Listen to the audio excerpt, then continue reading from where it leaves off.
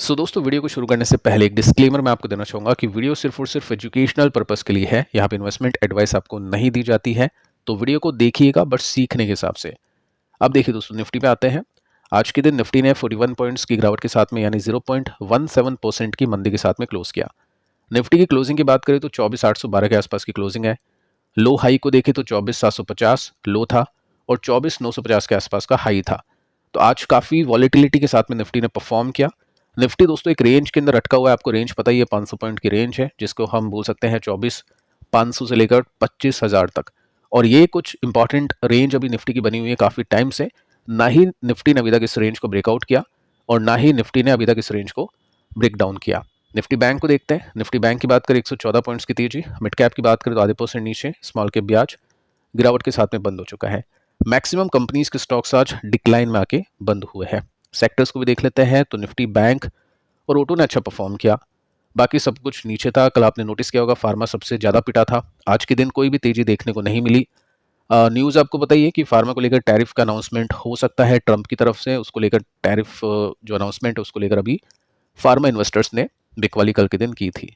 IT companies को देखें तो आईटी कंपनीज के स्टॉक्स में पिछले कुछ दिनों से अच्छी तेजी देखने को मिली है जो प्रॉफिट बुकिंग के अंदर आज कन्वर्ट हुई है। निफ्टी मीडिया भी काफ़ी चला था, तो आज के दिन 1.27% की मंदी के साथ में निफ्टी मीडिया बंद हो चुका है। अब देखिए कुछ बड़ी खबरों को देखते हैं, उसके साथ में हम गोल्ड के ऊपर डिस्कशन करने वाले हैं। एक बहुत ही इंटरेस्टिंग रिसर्च है, इंटरेस्टिंग डेटा है। साथ में दोस्तों 3 कंपनीज है जिनको लेकर कुछ बड़ी खबरें हैं, उसके ऊपर भी बातचीत हम करने वाले हैं। तो सबसे पहले दोस्तों आते हैं प्री ओपनिंग पर। निफ्टी ने गिरावट के साथ में क्लोज तो किया बट ओपन हुआ था प्लस में, उसके बाद में मार्केट नीचे जाके बंद हुआ।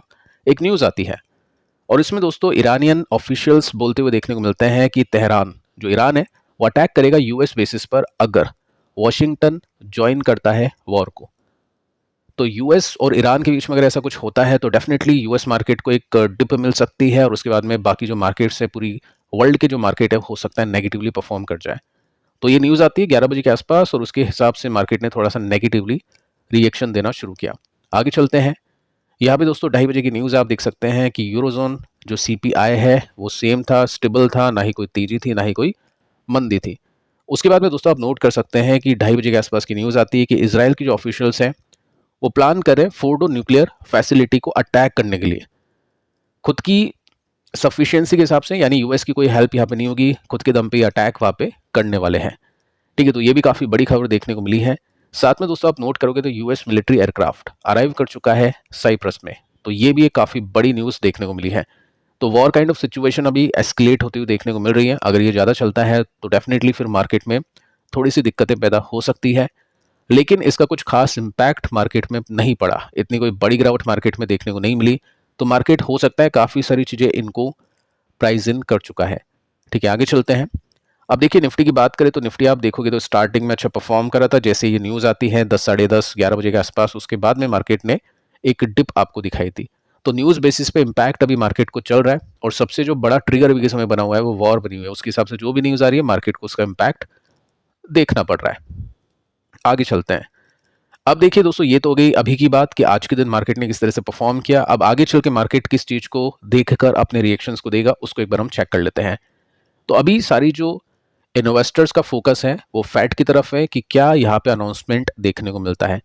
दोस्तों आज के दिन ये मीटिंग एंड होगी 18 तारीख को, और टाइम के हिसाब से बात करें तो वहाँ पे दिन में 2 बजे के आसपास न्यूज़ एंड होगी। तो यहाँ पे रात को 11:30 बजे के आसपास आपको आउटकम सुनने को मिलेगा कि क्या आउटकम इनकी तरफ से निकला।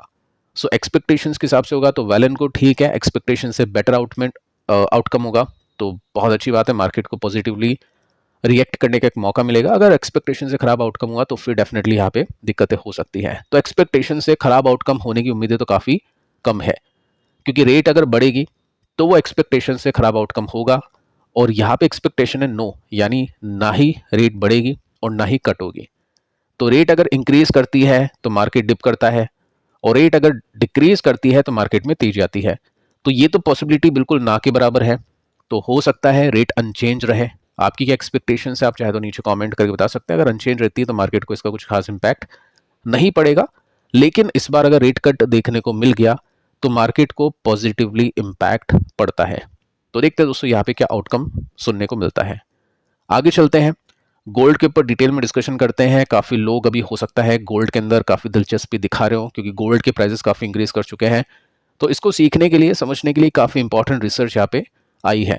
ऐसा कुछ नहीं करना कि सिटी की रिसर्च है वैसे, तो ऐसा कुछ करके आपको उसी को फॉलो करना है, कुछ बाय सेलिंग करनी है, ऐसा कुछ नहीं करते हैं। जस्ट आपको सीखना है कि क्या बड़े प्लेयर्स सोच रहे गोल्ड को लेकर, और सोचने से काम नहीं चलेगा, उनके पीछे उनकी क्या रिसर्च है वो भी देखना काफ़ी इंपॉर्टेंट हो जाएगा। तो देखिए दोस्तों, आज के दिन गोल्ड ने कैसा परफॉर्म किया है। 25 बीपीएस की तेजी, यानी 0.25% का जंप है। ठीक है, 2 दिन से गोल्ड अंडर परफॉर्म करा था, आज के दिन थोड़ा सा ऊपर जाके क्लोज कर चुका है। अब देखिए, एक बहुत ही इंटरेस्टिंग डेटा मैं आपको बताना चाहूंगा। पिछले वीडियो में हमने ये डेटा तो डिस्कस किया था 7 से लेकर 12 का, जिसमें 225% की तेजी मिली।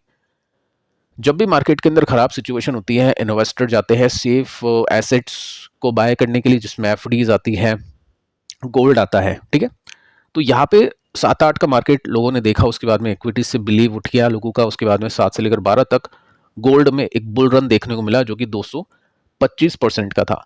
सेफ्टी मिली और रिटर्न्स काफी अच्छे मिले। उसके बाद में दोस्तों क्या होता है, 225 या 200% के आसपास की तेजी के बाद में आप देखोगे आगे चल के, तो यहाँ पे आपको देखने को मिलता है 12 से लेकर 19 में, यानी 4-5 साल तक गोल्ड फिर अंडर परफॉर्म कर लेता है, यानी 6% के नेगेटिव रिटर्न्स है। तो यहाँ से लेकर यहाँ तक इन्वेस्टर को कुछ नहीं मिला।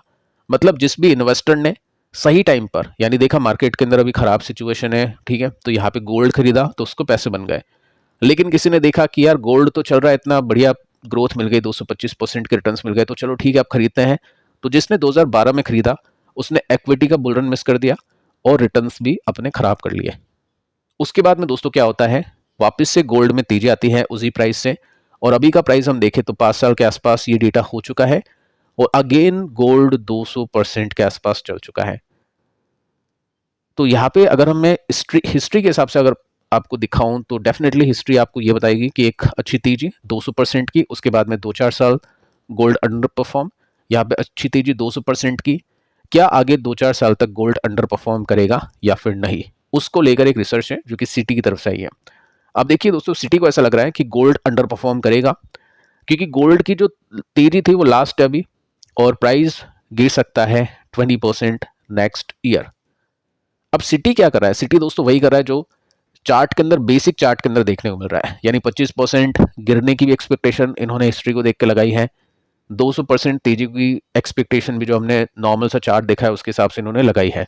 डेटा थोड़ा सा कॉम्प्लेक्स भी है, वो मैं आपको समझाने की कोशिश करता हूं कि यहाँ पे क्या है। ये देखिए दोस्तों, गोल्ड माइनर के मार्जिन से, मार्जिन मतलब प्रॉफिट मार्जिन। अब ये मार्जिन पहले कितना हुआ करता था, यहाँ पे नीचे भी चला गया था, नुकसान हुआ था, उसके बाद में यहाँ पे ये ठहरता था। 50% गोल्ड माइनर्स पैसे कमाते थे। अब यहाँ पे प्रॉफिट का मार्जिन हो चुका है 100%। ये देखिए आप, इतना कभी नहीं पहुंचा लाइफ में, तो ऑल टाइम हाई पर ये प्रॉफिट मार्जिन है, यानी गोल्ड माइनर को सीधा डबल प्रॉफिट हो रहा है। अब ये प्रॉफिट हो रहा है, डबल हो रहा है, तो ये एक रिस्क है, क्योंकि बहुत ज्यादा तेज हो चुका है गोल्ड। अब सिटी दोस्तों ये सोच रहा है, ये एक्सपेक्टेशंस कर रहा है कि डिमांड जो गोल्ड की है वो थोड़ी सी कम हो सकती है लेट 25, यानी इसी साल के एंड से लेकर 2026 तक, क्योंकि एडवर्स हेडलाइंस आपको देखने को मिल सकती है। कैसी हेडलाइंस आपको देखने को मिल सकती है, ट्रम्प की पॉपुलैरिटी, यूएस मार्केट के ऊपर भरोसा, तो लोग मार्केट में ज़्यादा इन्वेस्ट करेंगे गोल्ड के कंपैरिजन में। साथ में दोस्तों यहाँ पे देखने को मिल सकता है कुछ बड़ी ट्रेड डील्स और one big beautiful bill act जो कि पास होगा। तो इन सब चीज़ों की वजह से क्या होगा, यूएस प्रगति करेगा, और उसकी वजह से क्या होगा, जो बाकी मार्केट्स हैं उनमें भी तेजी बनेगी, तो गोल्ड में काफ़ी कम लोग इन्वेस्ट करेंगे, ऐसा सिटी को लगता है, क्योंकि पास्ट के अंदर भी ऐसा डेटा हमको देखने को मिला है। अब देखिए सिटी ने कैसे 25% की प्रिडिक्शन की, वो भी सिंपल सी प्रिडिक्शन है। यहाँ पे आप देखोगे तो 200% की तेजी, ये 200% की तेजी, तो बीच में कितना गिरा मार्केट देख सकते हैं। 12 से लेकर 16 तक हम बोलेंगे, ये जनवरी है तो एक साल का हम लगा देते हैं आइडिया, तो यहाँ पे 25%, 26% मार्केट गिरा था।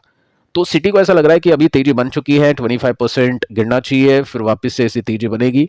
तो ये हिस्ट्री को फॉलो कर रहा है सिटी। आपको क्या लगता है कि हिस्ट्री रिपीट होगी या फिर नहीं, आप चाहे तो कमेंट करके बता सकते हैं। ऐसा कुछ नहीं है कि आपको कुछ बेचना है, खरीदना है, गोल्ड से दूर रहना है, गोल्ड के पास जाना है। जस्ट मैं आपको एक रिसर्च बता रहा हूँ जो अभी के समय मार्केट के अंदर आई है गोल्ड को लेकर। इसके बाद में दोस्तों डिफेंस को भी देख लेते हैं। आज के दिन डिफेंस ने कुछ खास नहीं किया। डिफेंस की वैल्यूएशन देखिए बहुत महंगी हो चुकी है, अभी के समय 63 का पी हो चुका है। अब ये महंगी वैल्यूएशन क्या इंडिकेशन दे रही है? इंडिकेशन दोस्तों सिंपल सा है कि अगले क्वार्टर में यानी क्वार्टर वन में रिजल्ट काफी शानदार आने वाले हैं। ऐसा इन्वेस्टर्स को लग रहा है, ऐसा मैं नहीं कर रहा हूं, ऐसा इन्वेस्टर्स को लग रहा है, इसी वजह से वैल्यूएशन काफी प्रीमियम पे है। क्वार्टर फोर में रिजल्ट काफी अच्छे थे, एक्सपेक्टेशंस अच्छी हो चुकी इन्वेस्टर्स की कमेंट्री अच्छी थी quarter one, quarter two, quarter three के लिए। तो देखते हैं वैसे रिजल्ट आते हैं या फिर नहीं। कितनी एक्सपेंसिव है उसको देखते हैं। तो निफ्टी अभी तक ऑल टाइम हाई पर नहीं है, वैल्यूएशन निफ्टी की 5 साल में यही का ही है। 2 साल में ठीक है निफ्टी भी महंगा हो चुका है, बट इतना नहीं। यहाँ पे 1 साल के हाई पर है, 2 साल के हाई पे है, 5 साल के हाई पे है। तो सॉलिड एक्सपेंसिव यहाँ पे अभी डिफेंस बन चुका है, जो कि मोमेंटम प्लेयर्स के लिए काफी इंपॉर्टेंट है, जो अपने एसएल को कैरी करते हैं, ट्रेल स्टॉप लॉस के साथ में काम करते हैं। बाकी जो इन्वेस्टर ऑलरेडी इन्वेस्टेड है उनके लिए भी काफी अच्छा है, क्योंकि वो रिस्क टेकर है। डिफेंस में अगर कोई इन्वेस्टमेंट करेगा इस वैल्यूएशन पे तो डेफिनेटली वो एक रिस्क लेगा अच्छे रिटर्न्स निकालने के लिए।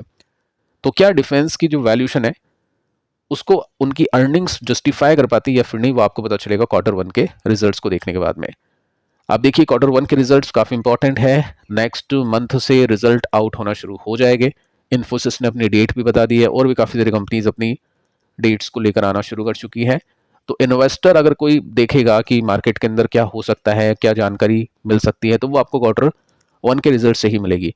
छोटे मोटे डेटा पॉइंट्स आपको निकलते हुए देखने को मिलेंगे जिसमें फैट का डेटा है, लेकिन पर्टिकुलर कंपनीज का डेटा देखना है तो क्वार्टर वन से इंपॉर्टेंट कोई भी डेटा नहीं हो सकता है। अब देखिए दोस्तों आगे चलते हैं, न्यूज को देखते हैं। डिक्सॉन को लेकर कल के दिन हमने एक बड़ी खबर देखी थी जिसमें अच्छी ग्रोथ की एक्सपेक्टेशंस की थी मैनेजमेंट ने।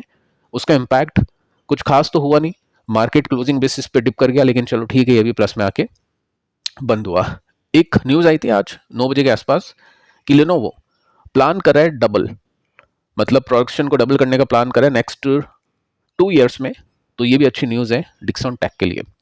अब देखिए यहाँ पे भी क्या हिस्ट्री रिपीट हो सकती है क्या। 70 का पीए, बहुत बड़ी तेजी, एक अच्छी सी गिरावट, बहुत बड़ी तेजी, डाउन ट्रेंड में है तो सर स्टॉक। अभी आप देखोगे तो यहाँ पे टॉप, ये टॉप नीचे, ये बॉटम नीचे। क्या इस बॉटम को तोड़ के अगर स्टॉक वापस से नीचे जाएगा तो एक कंप्लीट डाउन ट्रेंड ये देखने को मिल जाएगा। लेट्स सी कि आगे क्या होता है। नंबर्स अगर इसको बचा पाते हैं तो वेल एंड गुड, नहीं तो स्टॉक अभी डाउन ट्रेंड में दिखाई दे रहा है। अगर मैं आपको लॉन्ग टर्म का डेटा दिखाऊं तो इसके अंदर भी सेम काइंड ऑफ सिचुएशन है कि एक बड़ी गिरावट, उसके बाद में बड़ी तेजी, ये बड़ी गिरावट, ये बड़ी तेजी। लेट्स सी कि यहाँ पे स्टॉक किस तरह से परफॉर्म करता है मीडियम टर्म में। अब देखिए एक छोटी कंपनी, एक बड़ी न्यूज इसमें देखने को मिली है और इसकी वजह से स्टॉक ने आज 9% की तेजी दर्ज की है। कंपनी का नाम है ऑप्टिमस इंफ्राकॉम। अब देखिए वन प्लस सभी को पता ही है, काफी फोन्स के जगत में काफी एक बड़ा ब्रांड है वन प्लस। तो इसने पार्टनरशिप शुरू की है ऑप्टिमस इलेक्ट्रॉनिक्स के साथ में, लोकल मैन्युफैक्चरिंग के लिए, प्रीमियम आईओटी डिवाइसेस के लिए। आईओटी मतलब इंटरनेट ऑफ थिंग्स डिवाइसेस के लिए। तो एक बड़ी डील यहाँ पे आपको देखने को मिलेगी वन प्लस के साथ में ऑप्टिमस की। इसको थोड़ा सा डिटेल में देखें तो देखिए प्राइस एक्शन आपको काफ़ी वॉलेटाइल देखने को मिलेगा कि काफ़ी बड़ी तेजी सर्किट्स में चलता है, उसके बाद में नो तेजी नो मंदी, लेकिन बीच में वॉलेटिलिटी काफ़ी हैवी, उसके बाद में तेजी। यहाँ पे एक रिवर्सल देखने को मिला है, स्विंग पैटर्न बन रहा है। अब इसका लॉन्ग टर्म का चार्ट दिखाऊं तो वो और भी ज़्यादा आपको वॉलेटाइल देखने को मिलने वाला है। तो देखिए दोस्तों कंपनी क्या काम करती है उसको एक बार हम चेक कर लेते हैं। कंपनी डिस्ट्रीब्यूशन का काम करी थी काफ़ी टाइम से, रेप्यूटेड ब्रांड्स के साथ में, नोकिया, सैमसंग, ये बड़े ब्रांड्स पिछले 25 साल से कंपनी इस काम के अंदर है। मार्केट कैप 6000 करोड़ का है, वैल्यूएशन सॉलिड एक्सपेंसिव है, ये आप इन्वेस्टर्स चेक करेंगे। लेकिन दोस्तों यहाँ पे क्या है, सुपर इसकी वॉलेटिलिटी है, ऐसी कंपनीज में पैसा अच्छा भी बनता है, न्यूज अच्छी आती है, 9% की तेजी खराब मार्केट के अंदर, लेकिन उतना ही ज्यादा रिस्क भी होता है। आप देखोगे तो 95 करोड़ का प्रॉफिट घट के 1 करोड़ का लॉस बन गया, उसके बाद में 42, 57, 63। तो यहाँ पे सॉलिड ग्रोथ नहीं, अभी तक 95 को इसने ब्रेक नहीं करा। तो एकदम से कभी प्रॉफिट बढ़ता है, एकदम से प्रॉफिट इसका गिरता है। अगर मैं आपको इसमें स्टेक बताऊं तो देखो यहाँ पे एफआई और डीआईएस भी प्ले करती रहती हैं।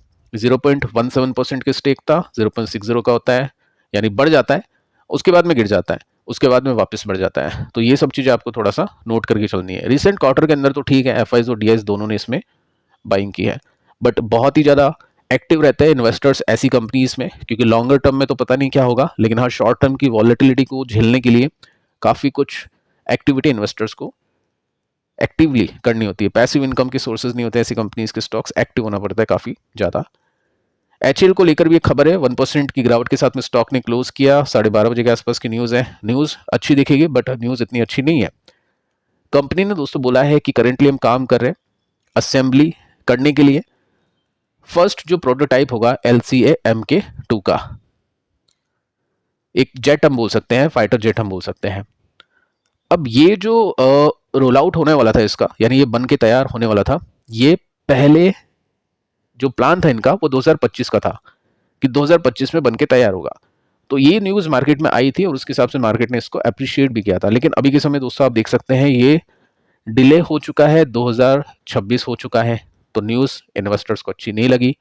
इस वजह से 1% की गिरावट इसमें देखने को मिली है। तो हो सकता है इसका ज़्यादा हम बोल सकते हैं पार्ट नहीं होगा रेवेन्यू में, अगर ऐसा होता तो ज़्यादा गिरता है स्टॉक। अभी हम देखिए इसके परफॉर्मेंस को तो ऑलरेडी बड़ी तेजी मिल चुकी है। यहाँ पे डिफेंस कंपनीज में वैसे भी रिवर्सल्स आ चुके हैं, कुछ कंपनीज तो ऑल टाइम हाई पे भी जा चुकी हैं ऑर्डर्स की वजह से। ये निफ्टी के हिसाब से परफॉर्म करता हुआ देखने को मिल रहा है। बाकी दोस्तों कल के 2 वीडियोस भी देख लेना, ये भी काफ़ी इंपॉर्टेंट है, यहाँ से भी आप काफ़ी कुछ सीख के जाओगे। मिलते हैं नेक्स्ट वीडियो में, तब तक के लिए बाय बाय।